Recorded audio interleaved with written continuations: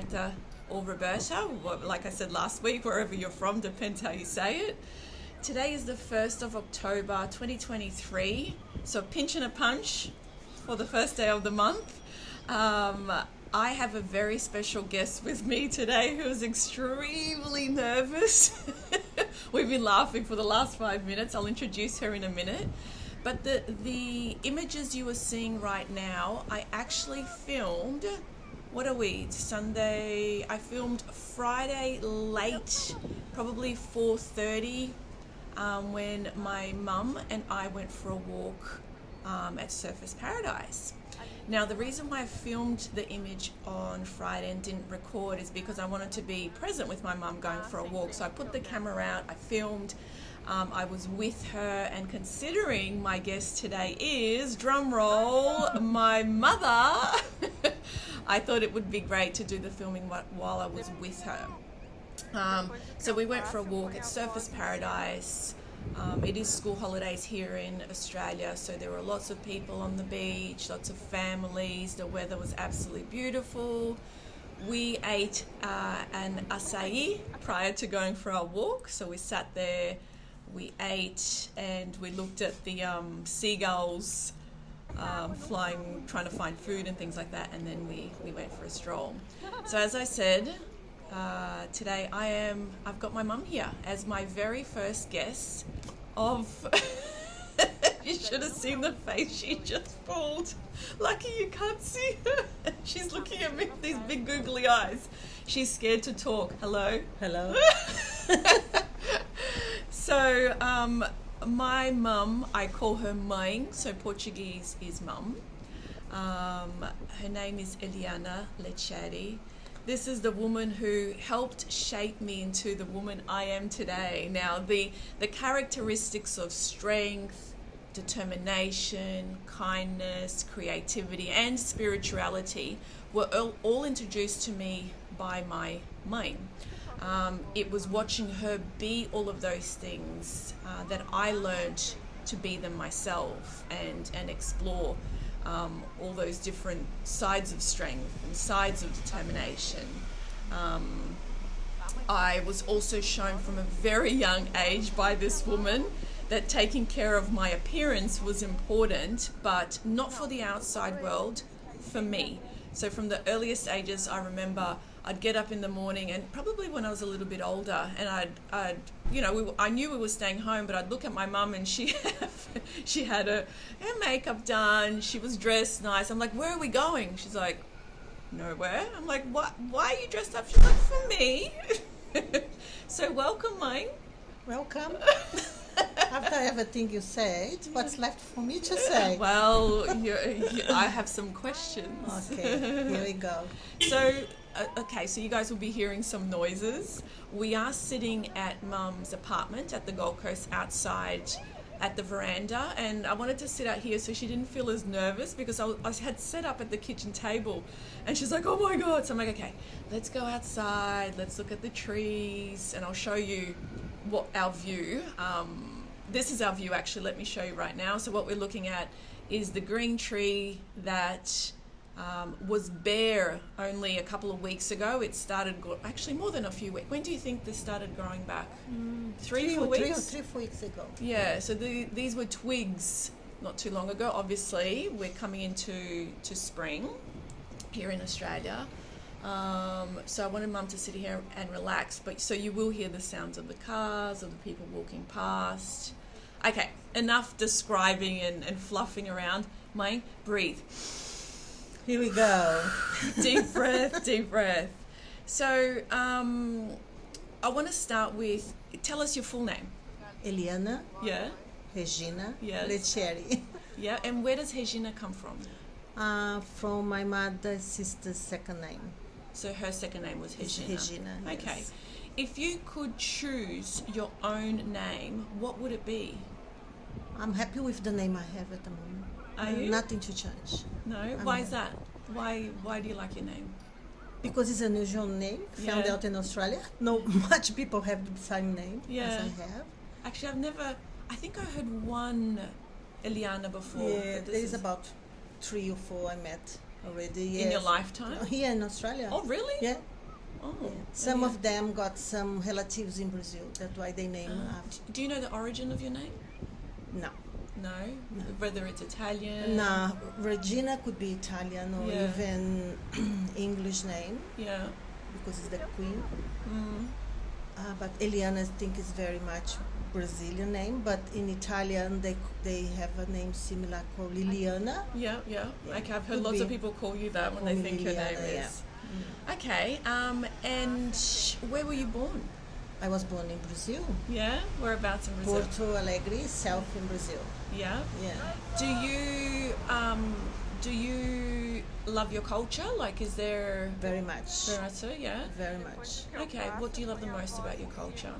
The happiness. Yeah. Always, even if the worst things come to our lives, at very bottom, we have a little thing, something happy in there to make us to lift up, to come out from the worst things come to our lives. Do you think that's a Brazilian thing, or that's something that you learnt in your family? It's mostly Brazilian. Yeah? Yeah. You can see all the problems we have in Brazil, people still singing.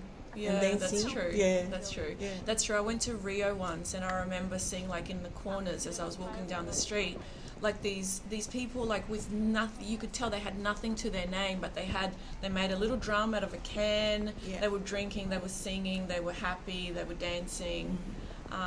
Okay, and your background, so your parents, were they originally from Brazil? Yes, they are. My father's background is Italian, and my mother got a mixed with Portuguese culture, in Brazilian indigenous. This is the correct way to say. Yeah, indigenous. Yes. Yeah, so Brazilian Indian. Yes, Brazilian Indian. Yeah, like from the Amazon. From the Amazons.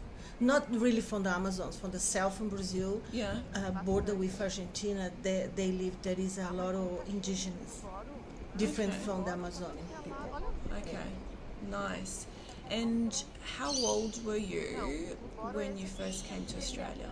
I was about 30 years old. 30 something? Yeah. I think 31 years old. Do you remember the feeling of landing here? Scaring. Yeah? Very scary to come to a country I didn't know much about. I didn't speak a language. It's very hard to learn to speak a second language when you are not young. Yeah.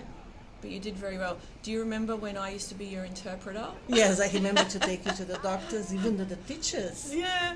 So mum used to take me to the doctors, and I was the interpreter. 7 years old, 8 years old. 7 or 8 years old, yeah. And one of the ways mum learned how to speak English was when we started school, she would come to our class. So I'm not sure they would allow this in this day and age, but she would come to my classes or my brother's classes, and she would sit at the back of the class. So when I arrived in Australia, they put me down a grade so I could learn English, obviously, from the start, make it easier for me. So I started in grade 1, and she would sit at the back there and learn with me or my brother. I can't. Yeah. It's funny, I can't really remember a lot of that time of you sitting there and being in the class. But it was not too many times. I think I went to English classes at TAFE. Yeah. For 3 months only. What was the hardest thing about moving to Australia? The language. Yeah? Yeah, the barrier of the language. Yeah, not being able to express yourself. Yeah, very, very hard. Very hard. Yeah. Do you remember a time when language got in your way, like that you needed to get somewhere or buy something, and do you remember a specific time or something that happened? I remember the very beginning. I went to catch the bus from the farm to the Brisbane city, and from the Brisbane city at Adelaide Street, I have to catch another bus to go somewhere else. I cannot remember now. And when the bus driver said to me, "Where you come from?" Instead, I say to him where I stopped to the last bus stop. I say to him, "I come from Brazil." So he wanted to know what was the last bus stop you're at. Yeah, and he said to me, "You really come from very far away. I cannot take you back there." Yeah. And afterwards, I understood what he was telling me. He wants to know from me where my last bus stopped to send me back somewhere there to catch the bus I have to catch to go where I want to go. Yeah, yeah. You know? Were people kind and were they, how do I say it, were they patient with you? They were very patient. Yeah. Very, very, very kind. Always help. Yeah. Yeah. Did you ever feel discriminated? No. Well, I am going to say about English speaking, no. When I asked for help, everybody helped me. But when I worked at a child care, I started working there as a cleaner. Yeah. And there were a teacher in the 3 years old children. And she said to me, do you know, Eliana, I am a teacher. I am never going to sweep or mop because I am a teacher. And she really made me feel like where I belong, you know. Yeah. She was a teacher. She was really more than I. Yeah, and she wanted you to feel that. They want to make me feel that. She used to move chairs after I finished cleaning the rooms. She used to move all the furniture to put in the middle of the room for me to go put back again.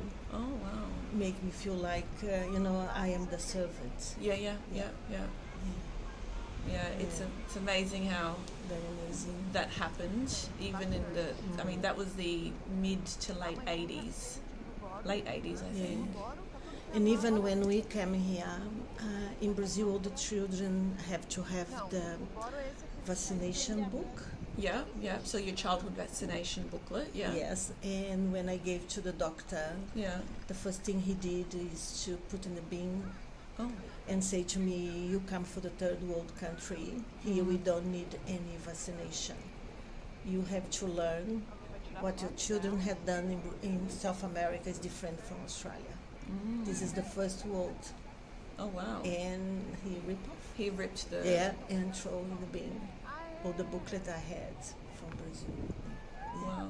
Did he ask you if you could rip it and chuck it out? He just No, did he it? didn't. Just did it. Well, I'm sorry you went through that. Oh, yeah, it made me feel very bad. Of course. But see how we go now here? Yeah. Your children don't get, the parents doesn't get Centrelink payments. Yeah, unless their kids are vaccinated. So what Mum's saying is that when she gave the doctor that booklet, the vaccination booklet, he was trying to say to her, here, the kids don't need all those vaccinations. He ripped it and threw it out, So now, you can't get your Centrelink payment, let's say, if you're a parent with small kids or whatever, unless you have all the vaccinations up to date. So, things have gone around and you do need that, whether it's, and maybe Brazil was a little bit more ahead at that time because they were already doing that, whereas now that's being asked for. Maybe just compared to the population in Brazil. Yeah, so Brazil, the population of one city in Brazil, São Paulo, is the whole population of Australia. So that is something that even I, when growing up, experienced people talking about, the things that happen in Brazil in terms of, poverty and people mugging each other and all that sort of stuff. And although there is no excuse for things like, muggings and killings and all that, not at all, Brazil doesn't have something like Centrelink. If you don't work, if you don't have a job, what then?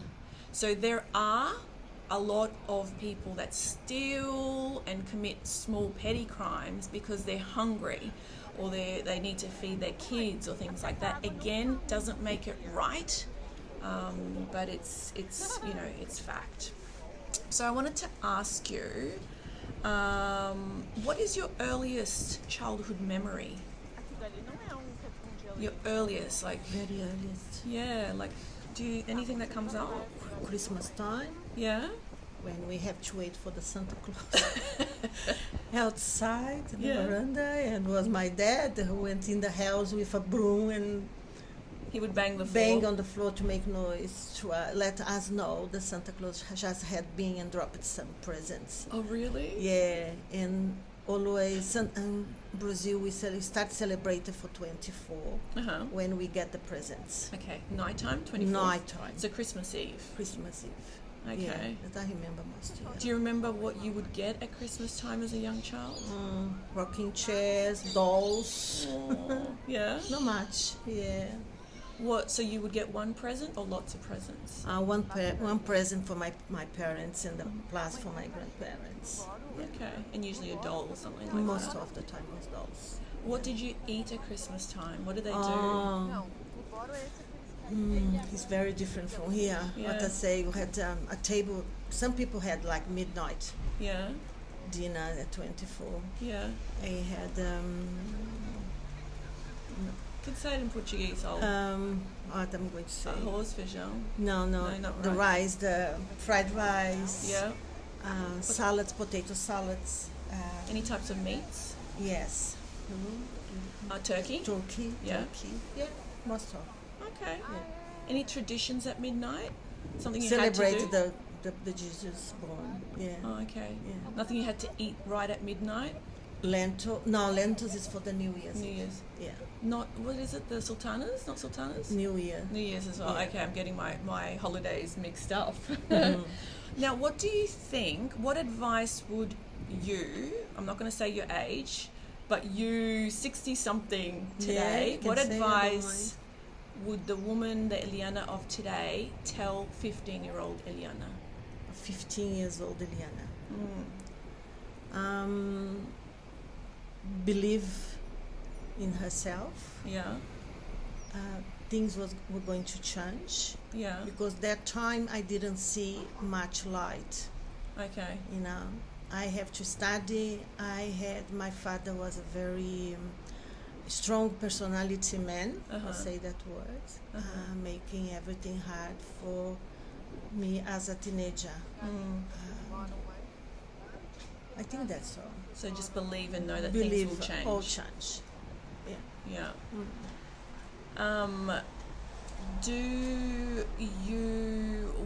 Do you think that advice would be good advice for the youth of today to believe?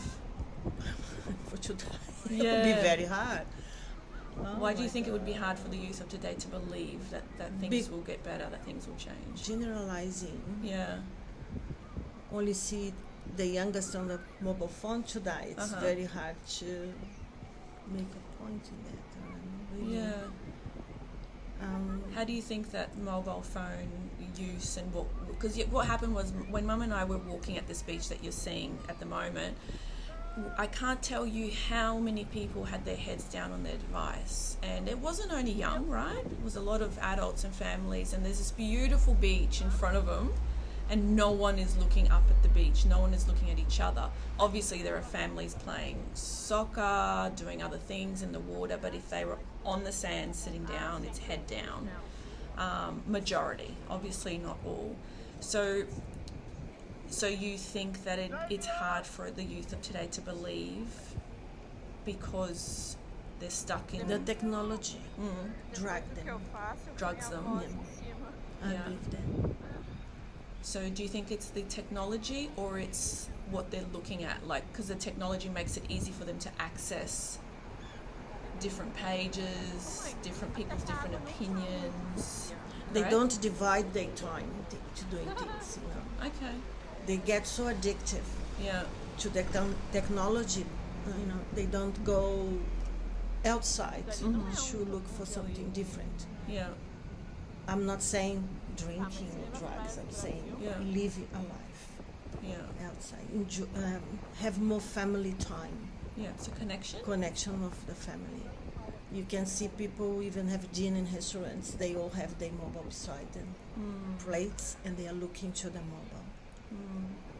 Yeah, I believe this is the one thing destroying families, Okay. pulling them apart. Yeah. The lack of connection. Yeah. And one of the things you introduced me to is spirituality. What is your belief around spirituality and how it could assist us, humanity, in the situation that we find ourselves today? I believe in life after death, and I believe in reincarnation. Yeah. As I believe in that, I reincarnate to turn a better person. It's me. I have to keep an eye what I'm doing. Yeah. if I'm doing something wrong, I have to fix that and do better every day. Yeah. Because I'm going to reincarnate again. Yeah. To finish my earth time Duty. life. Okay. Yes. And so how does that affect? So how do you think that belief could help the people of today going through difficult times, or people that think, oh, I'm in my 70s, there's no time for me to make good of something bad I did in my past, or what would you say to someone like that? The past is the past. You're not going to change. You have to change what's come in front of you now. Yeah. You know, even if you're 70 years old, especially we living here in Australia, you have a beautiful life. You know, there is always something you can do different. Even if there is not much to do, like helping people like we do have in Brazil. You have to help a lot of people in bad situation. But here, still, there is a lot of things you can do, even with your grandchildren. Be there for them, be there for your children. Reinforce your youngest in the family to be family. Get together all the time. And talk all the time. Don't let lost that connection with family.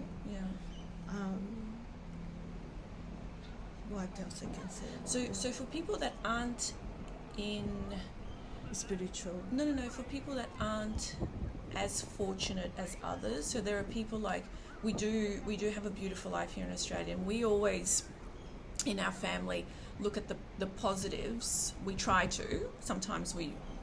Sometimes things are difficult and it's harder to see the positive, but we are fortunate. We have a roof over our head, we have money to buy food, put petrol in our car. Let's say the human basics that I believe everyone should have, which is a roof over your head, fresh drinking water, food, but unfortunately in the state of the world at the moment, a lot of people don't have that. Many people are homeless. Family units have been broken. Let's say because of that disconnection of, let's say, how we choose to consume our devices and things like that.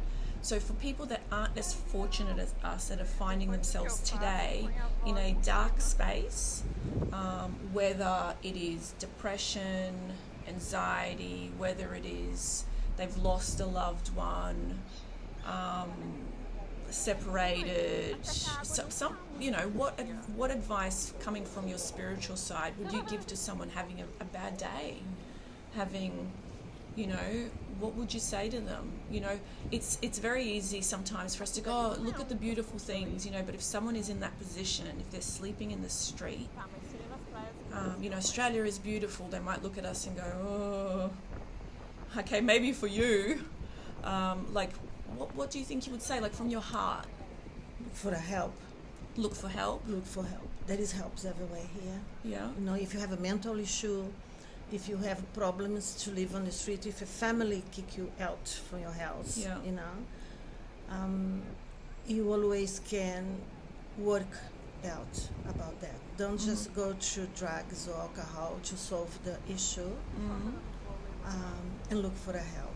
That's what I can say. So ask for it and look for it. And look for it. Because sometimes it doesn't come to you unless you ask and look for it, right? Yeah. People always blame the governments for that, but it's not the government. Sometimes it's the family don't have the strength to keep all together. I had two children, and now sometimes one of them have a problem. And don't going to kick that child out. You have to support them in a family, to try never give up, to help them, to open their eyes, to see there is a light at the end of the tunnel, and there is someone going to help you. First of all, is the family. Yeah. So don't give up on people. Don't give up on people. And look for help and ask for help. I think that's a lesson for me because I don't often ask for help when I should. Yeah. Yeah, and sometimes, and I think I'm going to have to say that's one of the strength things I learned from you, that when I need something, I try and do it by myself without asking. Yeah. Yeah, and sometimes, and I'm not saying it's a bad thing, but I think I've learned it from you. I think it's a great thing because I've overcome many things because of that strength. But I've also been through situations on my own that I didn't have to do it on my own. Because I was like, well, I'm strong, I can do this. Do you understand? Or I should have gone, hey, let's say to you, Mine, I need help with this. Because you blame yourself. Yeah, if you blame the person blame themselves, they're not going to look for help. Yeah. Okay, so there's another lesson. I think what I just heard, what you just said, is that when there is a lot of internal blame, you're less likely to reach out for help and go, hey. So I guess admit that you are in a position. Admit you fail. Mm-hmm. You know. And that's not a bad thing, right? No. Because not. What is the only way to learn and grow? Yeah, it's true. Is to what some people would call fail at something. It doesn't necessarily, fail is such a negative word. Well, we hear it as negative, but from, let's say, failure, from pain comes growth. It's true. Yeah. How does something grow? Something needs to die for something to be born. Flourish again. Right? Yeah. How does a new day start? The sun needs to go down so that it can go around and come back up again. And one last question, if you could invent a law, one law that you could pass today that everyone had to follow, what would that be? One law. Like, have a think about what the things you just shared. Like, if you could invent one law that people had to follow, it was a non-negotiable, what do you think it would be? Don't live just for yourself. Sometimes you pass on the street and you say hello to people. Some say hello, good morning, the other ones just shut their face and be more interact maybe more with people, even if you don't know them, or if you know there is someone having problems, approach to them and help. Okay, so your law would be to see others, do you think? Yeah, to see more. To look up, maybe to look up. Next to you. Okay, the I was about to speak in Portuguese. To, I guess, not forget your neighbour. Yeah, don't just walk by yourself, you know. Yeah, walk with others. Walk with others. There we go. Yeah. That's beautiful. Okay, so before I let you go, Mum's like, she's been holding her breath for like the full time. Before I let you go, I wanted to thank you. Oh, thank you for your beautiful daughter. For everything that you've done for me. Oh, pleasure. I've been through a lot of things in my lifetime, and I will continue to go through a lot of things. I went through a period of, I had a mental breakdown in my early 20s.